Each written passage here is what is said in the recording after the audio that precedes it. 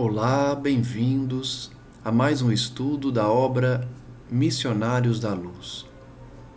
Estamos no nosso estudo de número 26. Nessa obra, psicografada por Chico Xavier e ditada pelo Espírito André Luiz. O capítulo que estamos estudando atualmente é o de número 12, chamado Preparação de Experiências, e estamos acompanhando a visita de André Luiz, junto a Alexandre e outros colaboradores, às sessões em nosso lar, dedicadas ao planejamento reencarnatório. Local em que os espíritos já maduros, espíritos que já querem o bem, que já escolheram, por vontade própria, o desenvolvimento da sua espiritualidade, participam do planejamento reencarnatório deles próprios ou por intercessão em favor de terceiros.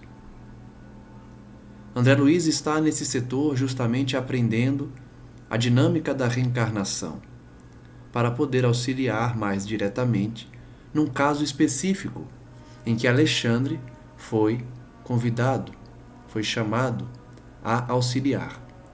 Um caso em que um espírito chamado Segismundo precisa reencarnar, mas os seus pais trazem um conflito para recebê-lo, negando a oportunidade. Veremos mais adiante como essa problemática se resolverá. Por enquanto, estamos analisando a vivência de André Luiz no setor de planejamento reencarnatório. Vimos então no último estudo que a definição dos espíritos chamados completistas são aqueles que na Terra, enquanto reencarnados, cumpriram com todos os seus deveres, com tudo o que prometeram no plano espiritual, no planejamento reencarnatório, e retornam a nosso lar, retornam ao plano espiritual como completistas, porque fizeram tudo o que estava ao seu alcance em missões na Terra. Vimos a consequência disso, espíritos que retornam tendo cumprido integralmente o que prometeram, ganham direitos expressivos, como o de escolher o próximo corpo que usará na nova oportunidade reencarnatória, ou recebe novas tarefas, novas missões, contribuindo também para a sua elevação.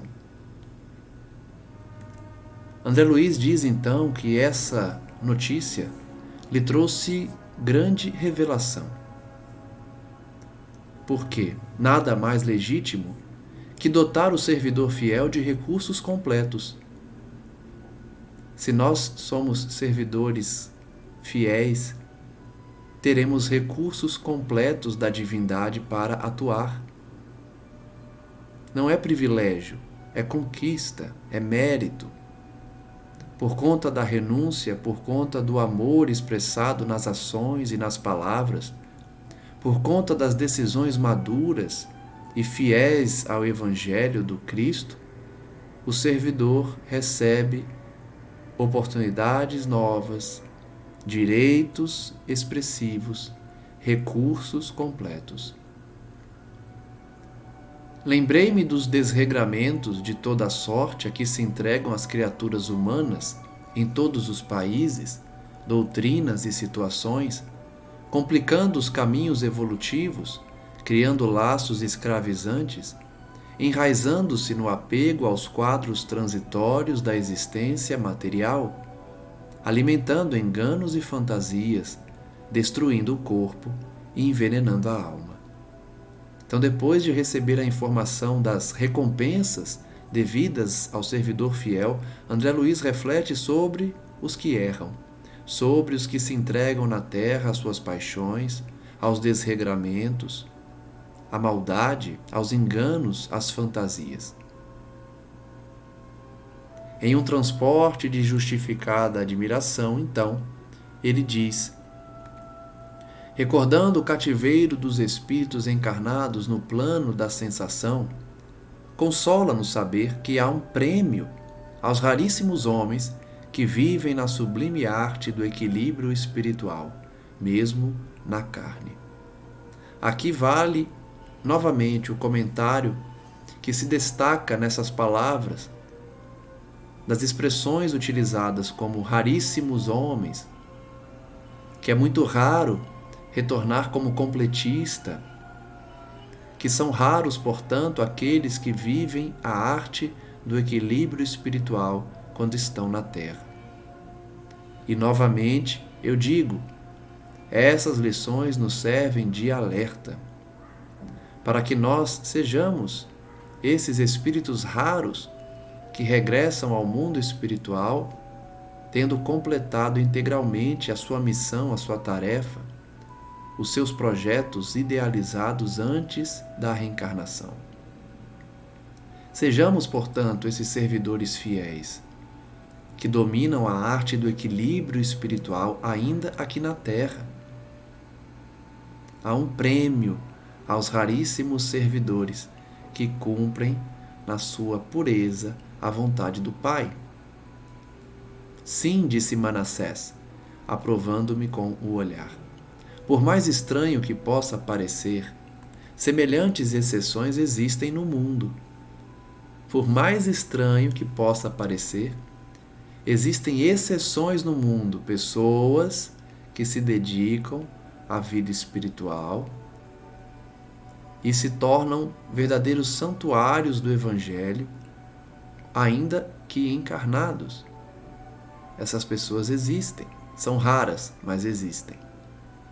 Passam frequentemente para cá, para o lado espiritual, entre os anônimos da crosta, os desconhecidos, sem fichas de propaganda terrestre, mas com imenso lastro de espiritualidade superior.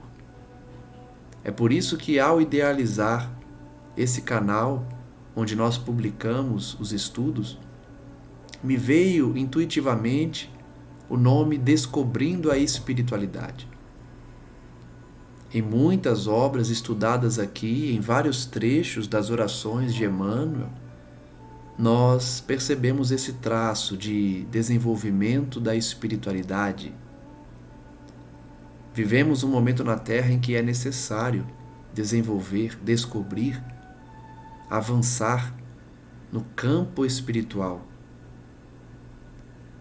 Logicamente, a espiritualidade superior, porque de nada adianta envolver-se com a espiritualidade de baixo teor vibratório, rasteiro, inferior.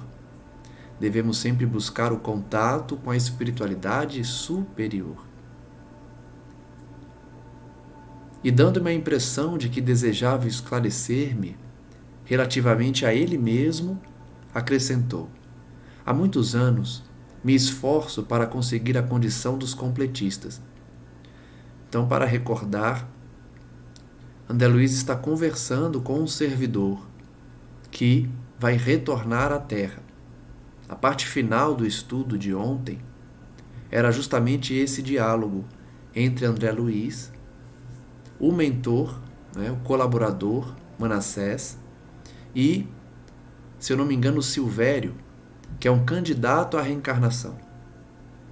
Ele vai retornar e está com receio de falhar, de esquecer-se dos seus compromissos, que inclusive é um receio muito comum por conta do esquecimento do passado, a que todos estamos sujeitos quando reencarnamos. Silvério, então, está refletindo que há muito tempo, há várias encarnações, ele tenta ser um completista, cumprir com todas as promessas feitas, cumprir com todos os deveres que cabem a cada um na Terra. No entanto, até agora continua em fase de preparação. Compreendi que Manassés, tanto quanto eu, trazia regular bagagem de recordações menos felizes, com respeito ao uso que fizera do corpo terreno nas experiências passadas, e procurei modificar a orientação da palestra.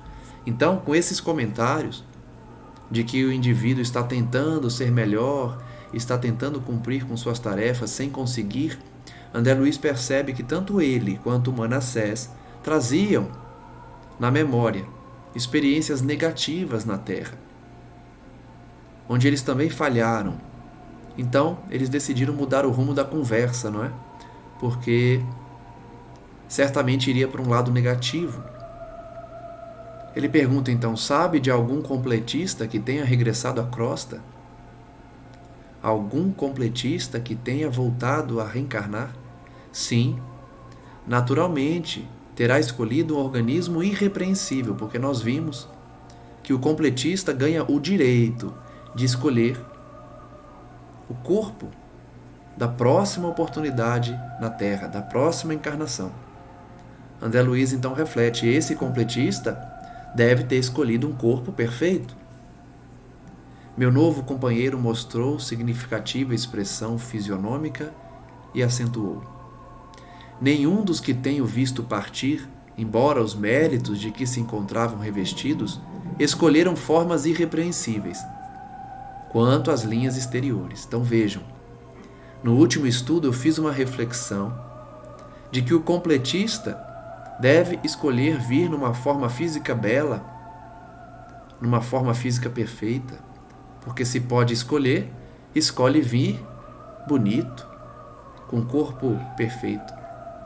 E logo depois eu fiz a reflexão de que nem sempre isso é viável, porque a beleza física traz desafios enormes, tentações mesmo, além de facilidades, o que pode fazer com que o espírito se acomode, que o indivíduo busque o caminho mais fácil, mais curto daqueles que são belos fisicamente aqui na Terra. Então agora nós recebemos a informação de que os completistas que o Silvério conhecia, todos eles não haviam escolhido corpos perfeitos. Mesmo que tivessem mérito para isso, não escolheram formas irrepreensíveis, ou seja, belas, perfeitas, nas linhas exteriores.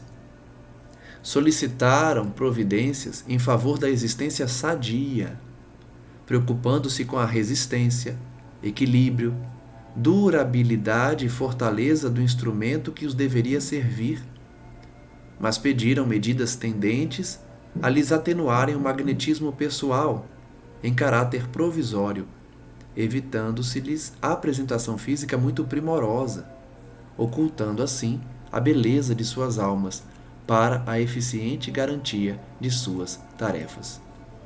Então olha que lição os completistas nos dão. Eles retornam à carne física, ao corpo terrestre, à reencarnação, preocupando-se muito mais com a saúde do corpo, com o equilíbrio, com a resistência, com a durabilidade, ou seja, para viverem muitos anos, e não com a beleza física. Pelo contrário, eles pedem limitações para que o seu magnetismo pessoal não seja exagerado, não seja alguém que domina o ambiente quando chega, seja pela beleza, seja pela forma de lidar com os outros. Então os completistas regressam à Terra de forma humilde, simples, sem formas físicas estonteantes, belas, porque isso poderia atrapalhar as suas tarefas. Assim procedem, porquanto, vivendo a maioria das criaturas no jogo das aparências, quando na crosta planetária, incumbir-se-iam elas próprias de esmagar os missionários do bem, se desconhecessem a verdadeira condição, por meio das vibrações destruidoras da inveja, do despeito, da antipatia gratuita e das disputas injustificáveis. Então vejam que, de fato, se os completistas escolhessem regressar à Terra em corpos perfeitos, belos, no atual estágio em que a Terra se encontra e, por consequência, a sua humanidade, eles sofreriam muito. Sofreriam ataques da inveja, do despeito, do desrespeito, da antipatia gratuita. Porque quantas pessoas não antipatizam com outras apenas pelo seu aspecto físico, por serem bonitas, por se destacarem? Mesmo eles que certamente se destacarão, sofrerão já o ataque da inveja, do despeito, quanto mais se forem belas, se forem pessoas que se destacam. Então, o fato da humanidade criar disputas que não se justificam, disputas baseadas na inveja, esses espíritos preferem vir de uma forma mais simples, mais humilde, para que não se destaquem na multidão, para que não atiçem sentimentos inferiores nas pessoas que não sabem controlar seus instintos e suas paixões. Em vista disso, os trabalhadores conscientes, na maioria das vezes, organizam seus trabalhos em moldes exteriores menos graciosos, mais feinhos mesmo. Ele usa a expressão menos graciosos, né? Mas são pessoas normais, sem uma beleza estonteante, sem uma forma física que chama atenção, né? Vêm normais, ou até mesmo uma certa fealdade, fugindo por antecipação ao influxo das paixões devastadoras das almas em desequilíbrio. Então, além de atiçar a inveja alheia, uma forma física muito bela também é um fator de risco para o próprio espírito, porque se ele ainda não estiver maduro o suficiente, pode cair nessa área, seja na vaidade, seja na promiscuidade, no desequilíbrio sexual. Então, além de ser um remédio contra a inveja, também se evita a queda moral. Entendi a extensão do esclarecimento e meditava na grandeza dos princípios espirituais que regem a experiência humana, quando Manassés acrescentou, depois de uma longa pausa: as mentes juvenis, quais crianças no mundo, brincam com o fogo das emoções. Olha que frase, hein? Quantos aqui na Terra, apesar da forma física de adulto, apesar da madureza dos 40, dos 50 anos, trazem mentes juvenis, apresentam-se como crianças no mundo, brincando com o fogo das emoções. Quantos indivíduos, apesar de já serem considerados adultos, se comportam como adolescentes quando o assunto é emoção? Todavia, os espíritos amadurecidos, mormente quando chegam à situação de completistas, abandonam toda experiência que os possa distrair no caminho de realização da vontade divina. Percebam que uma forma de se identificar espíritos maduros, espíritos chamados aí de completistas, porque cumpriram com seus deveres morais, é o distanciamento deles das frivolidades do mundo.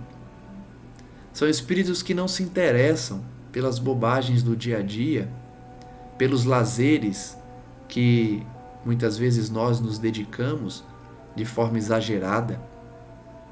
Espíritos amadurecidos não se interessam pelas frivolidades, pelos temas passageiros, por tudo que traz distração à sua tarefa, à sua missão.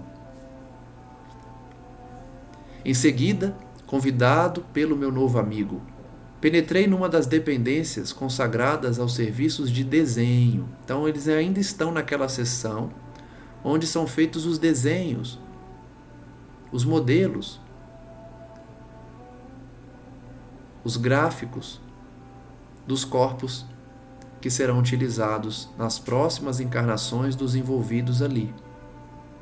Pequenas telas demonstrando peças de organismo humano, peças do organismo humano, estavam ordenadamente em todos os recantos. Tinha a impressão fiel de que me encontrava num grande centro de anatomistas, cercados de auxiliares competentes e operosos, Pessoas então que desenhavam a forma física, anatomistas, porque conhecedores da anatomia humana, faziam os esboços, os desenhos dos corpos que seriam depois modelados. Espalhavam-se desenhos de membros, tecidos, glândulas, fibras, órgãos de todos os feitios e para todos os gostos. Como sabe, observou Manassés cuidadoso, no serviço de recapitulação ou de tarefas especializadas na superfície do globo, a reencarnação nunca pode ser vulgar. Olha só, toda oportunidade de retorno à Terra nunca pode ser vulgar. Para isso, trabalham aqui centenas de técnicos em questões de embriologia e biologia em geral, no sentido de orientar as experiências individuais do futuro de quantos irmãos se ligam a nós no esforço coletivo. Então são grupos que se dedicam à formação dos corpos, por isso eles precisam ser especialistas na embriologia e na biologia. Sentindo espontânea veneração, contemplei os servidores que se inclinavam atenciosos, arquitetando o porvir de muitos companheiros. Estavam concentrados ali no desenho. Como era complexa a oportunidade de renascer. André Luiz então percebe o que a gente já vem comentando, como é complexo renascer.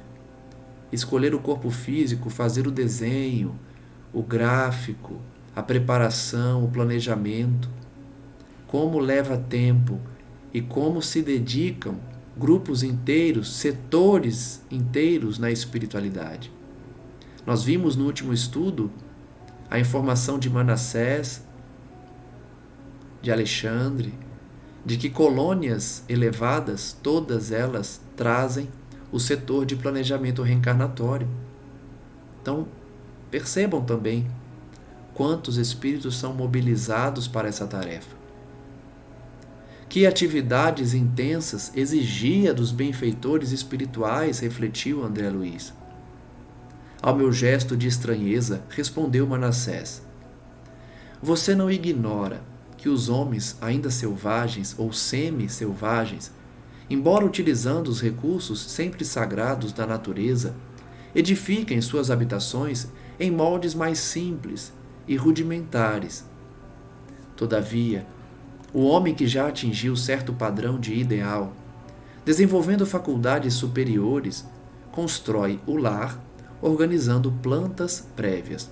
Então notem que Manassés está explicando a André Luiz que o planejamento ele é natural ao espírito mais maduro, que já tem um desenvolvimento das suas faculdades intelectuais, comparando então as casas. Enquanto que as casas dos espíritos inferiores são rudimentares, são mais simples, as casas dos homens mais desenvolvidos na sociedade, que já detêm conhecimento técnico, são mais organizadas, possuem plantas prévias, construídas pelo engenheiro, pelo arquiteto. Indicando o quadro interior, extremamente movimentado, acrescentou sorridente: não estamos aqui senão cogitando, igualmente, de projetos para futuras habitações carnais. Então, da mesma forma que os homens idealizam as construções na terra, as casas, os prédios, nesse setor de planejamento reencarnatório, eles também idealizam corpos físicos. É o mesmo raciocínio. É necessário uma preparação, um esboço, a planta, desenho, para depois construir o corpo, a semelhança do que fazemos com as casas. O corpo humano não deixa de ser a mais importante moradia para nós outros, quando compelidos à permanência na crosta. Então ele compara a construção do corpo com a construção de uma casa, o que não deixa de ser verdade, porque o corpo humano é também a casa do espírito, quando está encarnado. Não podemos esquecer que o próprio Divino Mestre classificava-o como templo do Senhor. O nosso corpo é templo. Devemos, portanto, respeitá-lo, cultivá-lo, protegê-lo, como se faz a um templo. Impressionado, seguia atenciosamente os trabalhos em curso.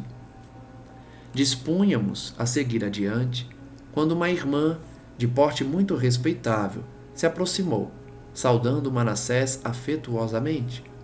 Ele respondeu com gentileza e apresentou-ma. É nossa irmã Anacleta. Então vamos ver então o que Anacleta tem a dizer para eles. Cumprimentei-a, sentindo-lhe a simpatia pessoal. Trata-se de uma das nossas trabalhadoras mais corajosas, acentuou o funcionário do trabalho de informações. A senhora sorriu, algo contrafeita por se ver focalizada na opinião franca do companheiro. Todavia, Manassés, com o otimismo que lhe era característico, prosseguiu. Imagine que voltará à esfera do globo em breves dias, em tarefa de profunda abnegação por 4 entidades que há mais de 40 anos se debatem em regiões abismais das zonas inferiores. Então, nós já tomamos conhecimento da missão grandiosa de Anacleta. Ela reencarnará em poucos dias para auxiliar 4 espíritos mergulhados no erro, mergulhados em zonas inferiores. Não vejo nisso abnegação alguma, atalhou a senhora. Cumprirei tão somente um dever. Então ela diminui, a tarefa dela, que claramente é uma tarefa grandiosa, receber 4 espíritos difíceis, 4 espíritos inferiores, e ela diz que apenas está cumprindo o seu dever. Fixando-me desassombrada e serena, asseverou: as mães, que não completaram a obra de amor que o Pai lhes confia junto dos filhos amados, devem ser bastante fortes para recomeçarem os serviços imperfeitos. Então, com essa colocação de Anacleta, a gente já percebe que ela foi mãe desses 4, não conseguiu fazer um trabalho ideal e estava retornando para recomeçar o serviço que ficou pendente, o serviço de mãe. Esse é o meu caso.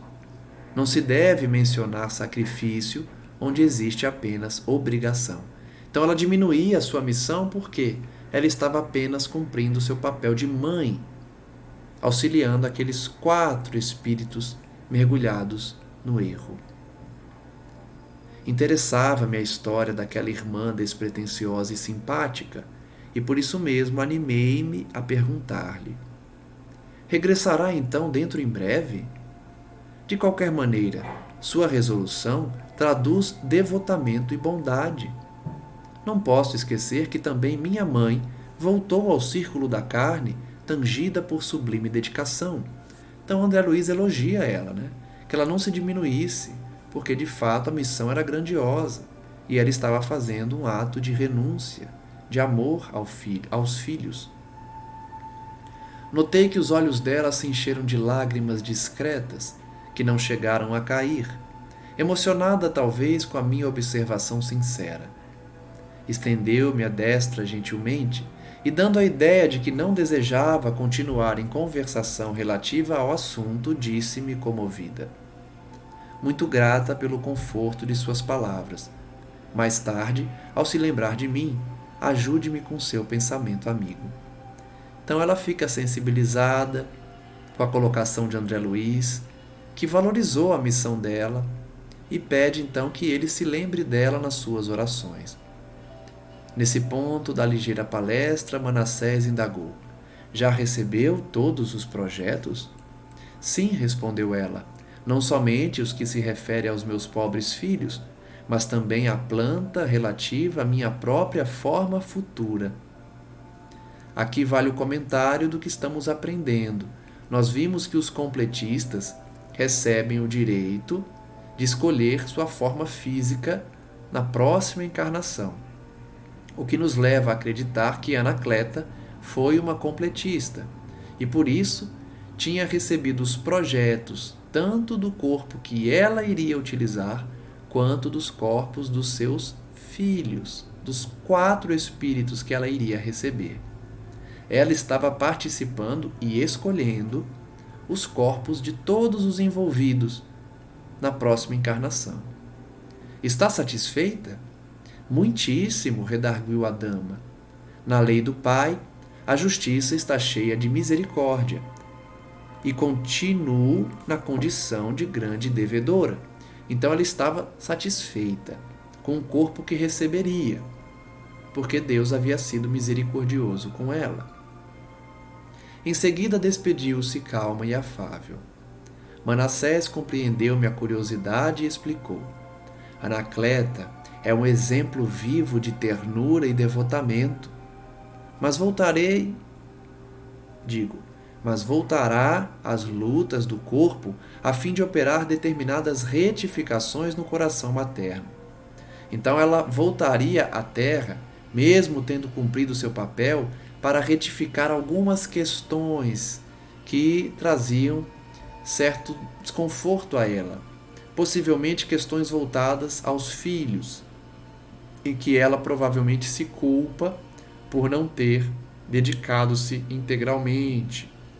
Então ela decidiu voltar para completar sua tarefa de mãe. Por imprevidência dela, em outro tempo, os 4 filhos que o Senhor lhe confiara caíram desastradamente. Então é isso mesmo. Ela estava voltando porque tinha falhado como mãe.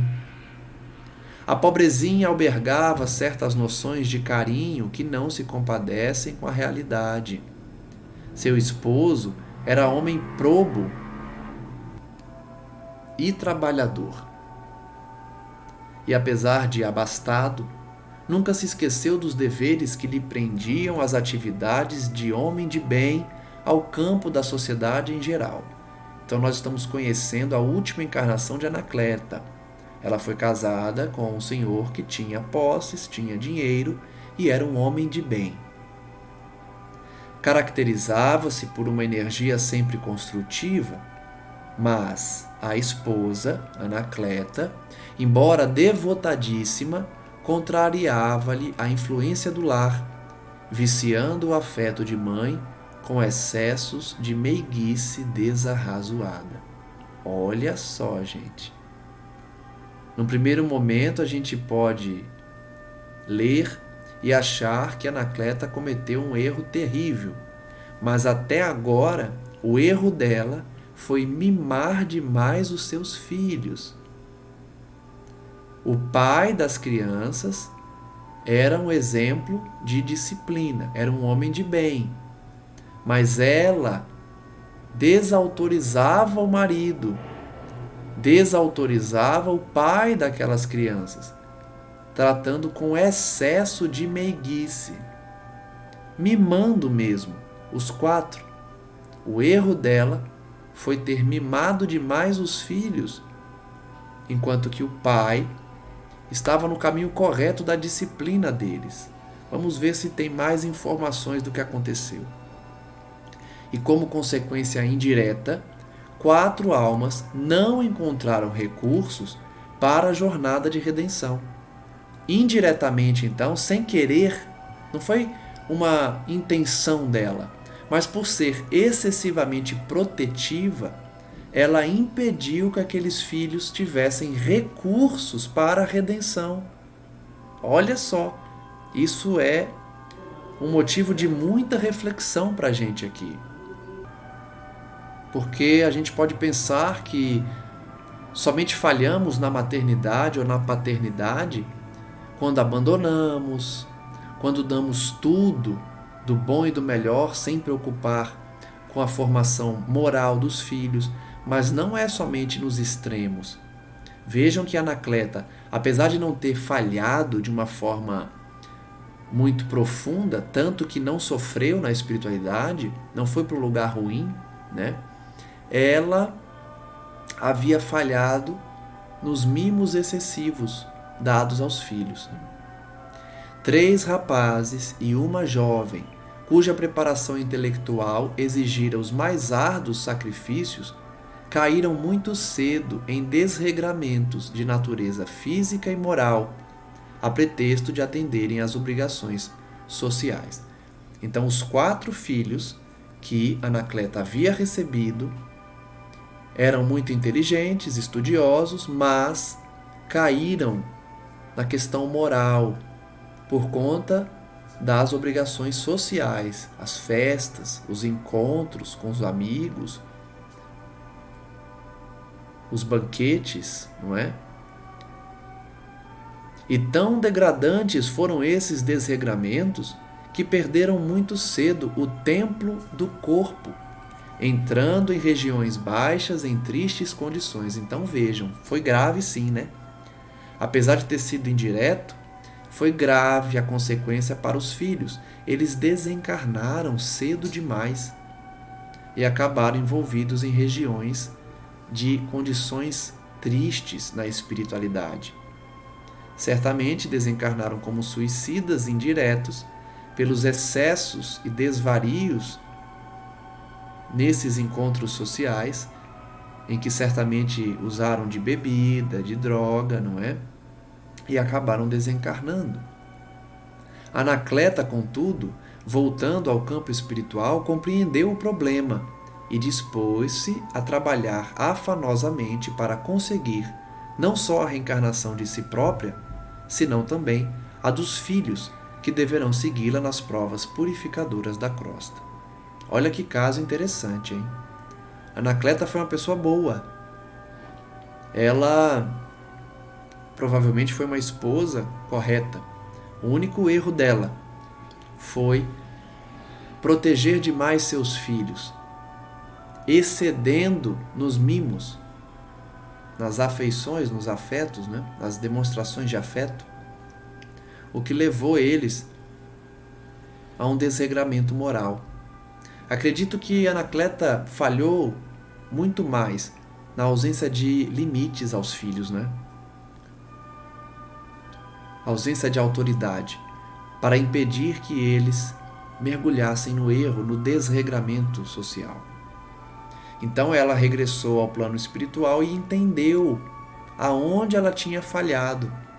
Certamente, quando encarnada, ela não enxergava, mas diante do trauma, né? Porque seus filhos, pelo que conta Manassés, desencarnaram muito jovens. Ela já passou pelo trauma de perder os filhos.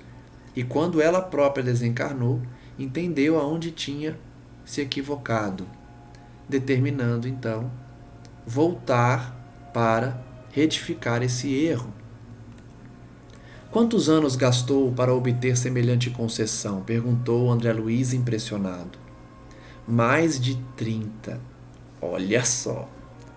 Mesmo tendo falhado indiretamente, como nós vimos aqui, ela levou 30 anos para conseguir a concessão dos céus de retornar com seus filhos.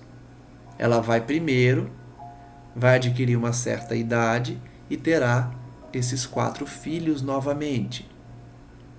Levou, portanto, mais de 30 anos para conseguir que retornasse nessas condições. Imagino-lhe os sacrifícios futuros, exclamei. Sim, explicou Manassés. A experiência ser-lhe-á bem dura, porque 2 dos rapazes deverão regressar na condição de paralíticos, um na qualidade de débil mental, e para auxiliá-la na viuvez precoce, terá tão somente a filha, que por si mesma será também portadora de prementes necessidades de retificação. Então veja, Anacleta iria voltar para uma missão, para uma expiação, na verdade, muito difícil.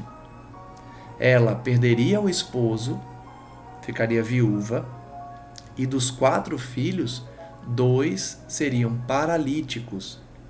Um com deficiência cognitiva, deficiência intelectual, e uma filha que apesar de não ter problemas físicos, também precisava retificar questões certamente morais.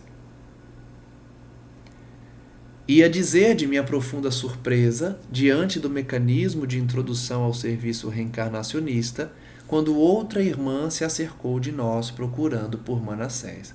Então nós vimos a história de Anacleta, como é interessante a história dela, nos faz refletir sobre várias questões quando aplicamos para as nossas vidas, não é?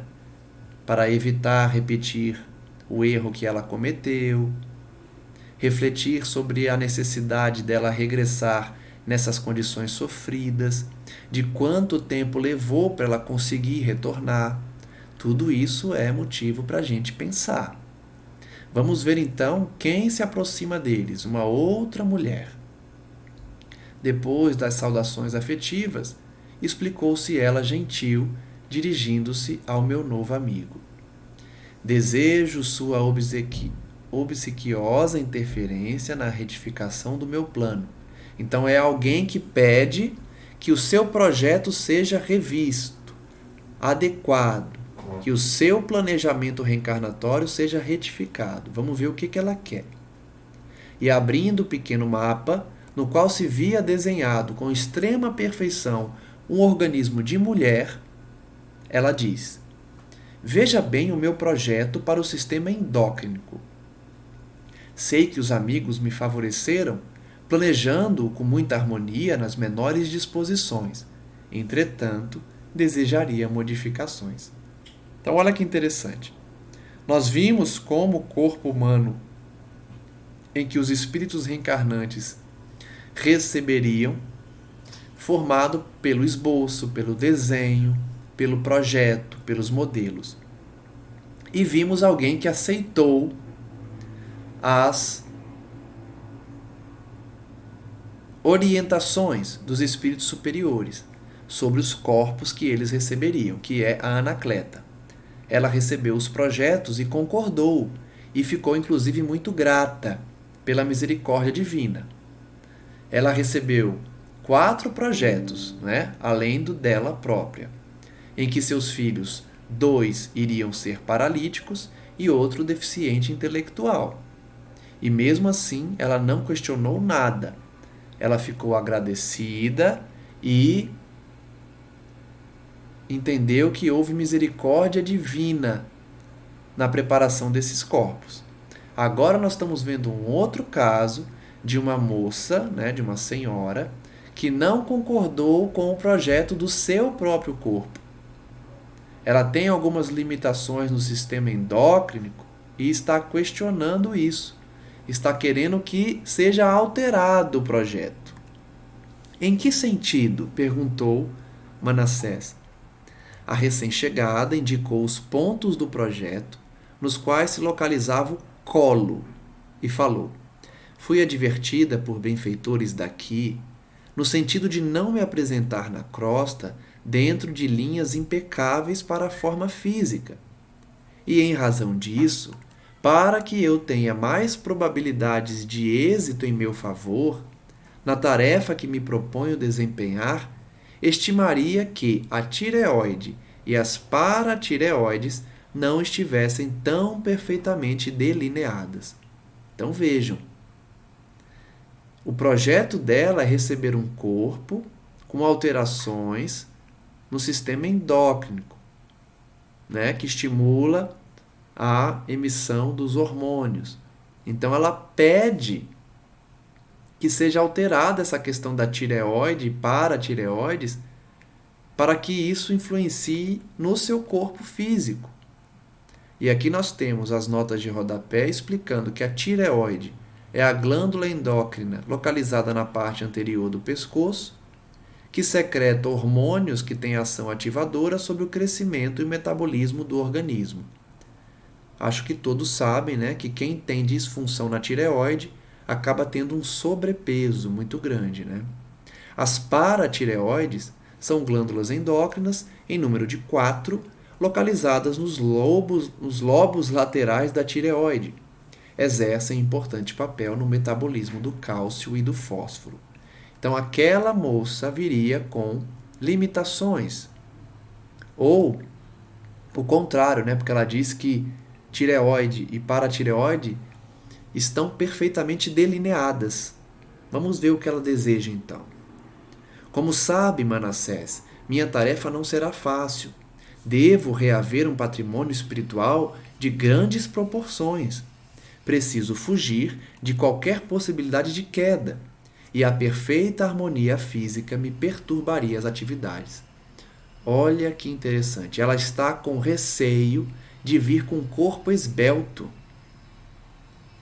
Ela não quer ter um corpo em que se adeque, né, às exigências da beleza física aqui da Terra. Ela quer vir com disfunções na tireoide, para justamente ter um sobrepeso e não cair em tentação ou não sofrer o assédio das outras pessoas. Ela quer alterar o seu projeto para retornar à Terra com um corpo não tão bonito, não tão esbelto. O novo companheiro endereçou-me expressivo olhar e disse-lhe: tem razão. A sedução carnal é imenso perigo, não só para aqueles que emitem a sua influenciação, como também para quantos a recebem. Então Manassés concorda que reencarnar com um corpo físico esbelto é perigoso por conta da sedução, tanto para quem seduz, que se utiliza desse corpo para seduzir, quanto para quem se interessa pela pessoa que tem um corpo bonito. É de fato perigoso. Prefiro a fealdade corpórea, ela diz. Ela quer renascer feia mesmo, com corpo físico considerado feio. Não estou interessada num corpo de Vênus. E aí tem a nota de rodapé, que é a deusa do amor. E sim, na redenção de meu espírito para a eternidade. Ela traz um receio grande, que eu acredito que é um receio de muita gente. Retornar à Terra com um corpo muito belo e cair na área do sexo, da vaidade, da sedução. Ela quer focar no espírito dela. Manassés prometeu interpor os seus bons ofícios e tão logo se despediu da nova interlocutora, passou a mostrar-me as mais interessantes figurações de órgãos do corpo humano. Tão interessante Manassés prometer a ela que iria verificar para ajudá-la naquele pedido. Ele não negou de pronto, ele não criticou ela, né? Porque muitas pessoas podem achar que alguém que questione o plano elaborado por espíritos superiores é alguém ousado, né? É alguém que está fazendo algo que não deveria. Mas Manassés não tem nenhum olhar acusatório. Ele fala, tudo bem, vou verificar o que eu posso fazer para que a senhora, né, retorne ao corpo físico, retorne ao plano físico com um corpo que não seja tão belo, tão esbelto. A gente não sabe, né, se a obra vai trazer a resposta de quem elaborou esse projeto, para ver se eles voltam atrás, se eles atendem o pedido ou não. Se aquele corpo de fato é o que ela precisa e a expiação que ela precisa passar para provar, né, que conseguiria resistir às tentações. Eles passaram então a ver exemplos, né, de órgãos do corpo humano que estavam ali sendo desenhados. Admirava, tomado de profunda impressão, aqueles gráficos numerosos que se alinhavam com absoluta ordem, demonstrando o cuidado espiritual que precede o serviço de reencarnações, quando meu amigo ponderou. Então André Luiz estava naquela reflexão, né, vendo a harmonia dos órgãos, do corpo físico, dos gráficos que traziam todos os elementos para possibilitar a reencarnação, quando Manassés disse: a medicina humana será muito diferente no futuro, quando a ciência puder compreender a extensão e complexidade dos fatores mentais no campo das moléstias do corpo físico. Então aqui ele profetiza, né, falando da ciência no futuro, em que vários espíritos já deram essa informação em diversas obras, que a ciência, a medicina especialmente, vai mudar muito quando começar a aceitar a realidade do espírito, quando começar a aceitar a influência da mente na saúde do corpo. Isso hoje a gente já vê. Em 2023, a medicina já está bem avançada nesse reconhecimento. Vários são os médicos, as instituições, as coletividades de estudiosos que aceitam e estudam a influência da mente na saúde do corpo. Inclusive, há um estudo que demonstra que a oração auxilia na recuperação do doente, em que muitos vão dizer que é o efeito placebo, porém, alguém que ora em favor de terceiro, né, um terceiro que ora em favor do paciente, também o auxilia a se recuperar. O paciente não sabe que há um grupo orando por ele e ele melhora, o que demonstra que não é efeito placebo, que é o efeito em que o próprio paciente acha que melhorou por conta da oração. Então ele desenvolve aquela ideia dentro de si mesmo, trazendo consequências para o corpo físico. Não é o caso, porque o paciente não sabe e tem um grupo orando por ele. É de fato o efeito da oração, da intercessão na recuperação do doente. Então, o Manassés está dizendo aqui que a medicina será diferente. E hoje a gente já consegue ver isso. Quando aceitarmos que os fatores mentais influenciam na saúde do corpo. Muito raramente não se encontram as afecções diretamente relacionadas com o psiquismo, né? Naquela época, então, em que André Luiz ditou essa obra, muito menos. Não havia essa preocupação, né, de estudar o psiquismo como influenciação ao corpo físico. Todos os órgãos são subordinados à ascendência moral. Olha só, todos os órgãos são subordinados à ascendência moral. Nós sabemos da ligação íntima que há do perispírito com os órgãos do corpo físico. As preocupações excessivas com os sintomas patológicos aumentam as enfermidades. Quem se preocupa demais com os sintomas da doença pioram o seu quadro. As grandes emoções podem curar o corpo ou aniquilá-lo. Então a pessoa que tem cólera, a pessoa que tem emocional desequilibrado, pode aniquilar o seu corpo físico.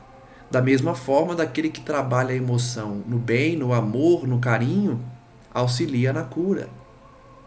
Se isso pode acontecer na esfera de atividades vulgares das lutas físicas, imagine o campo enorme de observações que nos oferece o plano espiritual, para onde se transferem todos os dias milhares de almas desencarnadas, em lamentáveis condições de desequilíbrio da mente.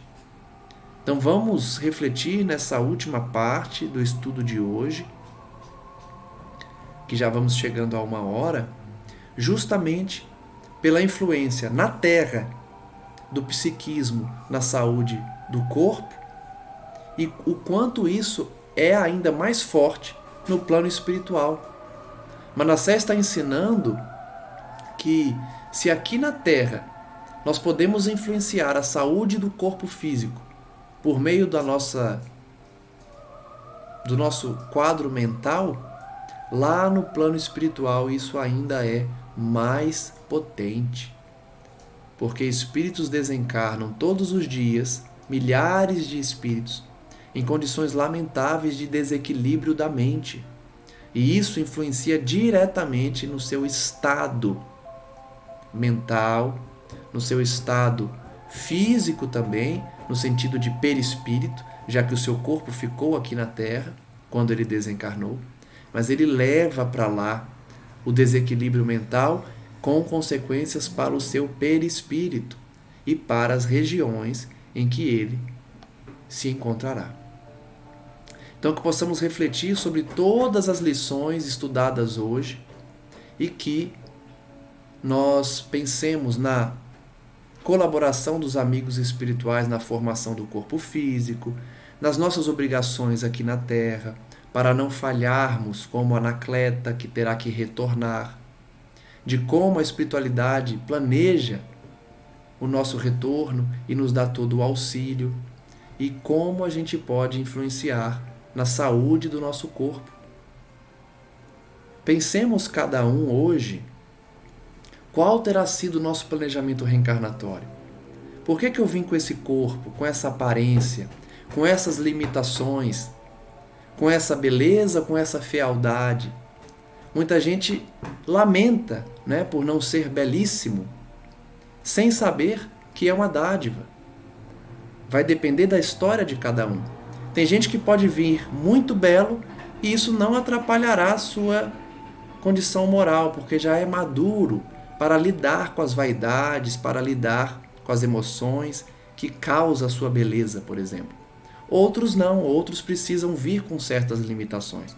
Mas isso não significa algo negativo, pelo contrário, pode ser uma estratégia sua ou dos seus mentores para que erros não sejam repetidos, cometidos novamente.